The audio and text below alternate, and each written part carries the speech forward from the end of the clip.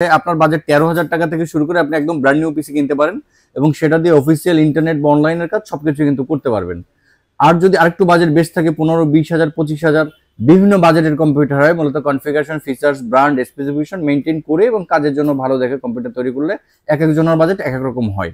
তো 25,000, 30,000, 50,000 পর্যন্ত আপনারা বেসিক পিসির জন্য বাজেট রাখতে পারেন, যেটা দিয়ে সবকিছু করতে পারবেন। একটা গেমিং পিসি নেওয়ার ক্ষেত্রে আমরা সাধারণত বাজেট করতে পারি 20,000 থেকে শুরু।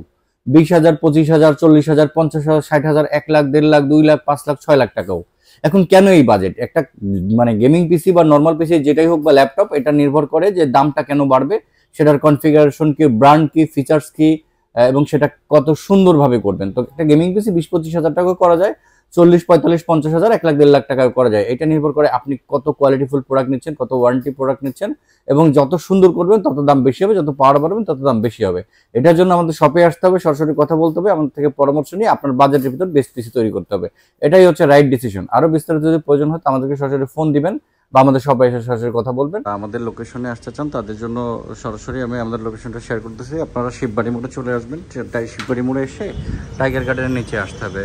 ওই যে হচ্ছে শিববাড়ি মোড়, আর এখানে টাইগার গার্ডেনের পাশেও ডোর আছে, এ পাশেও ডোর আছে, এবং টাইগার গার্ডেনের ভিতরে আসলে সরাসরি হচ্ছে আপনারা আমাদের শোরুমটা পেয়ে যাবেন। ইনশাআল্লাহ। ধন্যবাদ। আর কোনো সহযোগিতার প্রয়োজন হলে অবশ্যই আমাদেরকে ফোন দিতে হবে। ধন্যবাদ।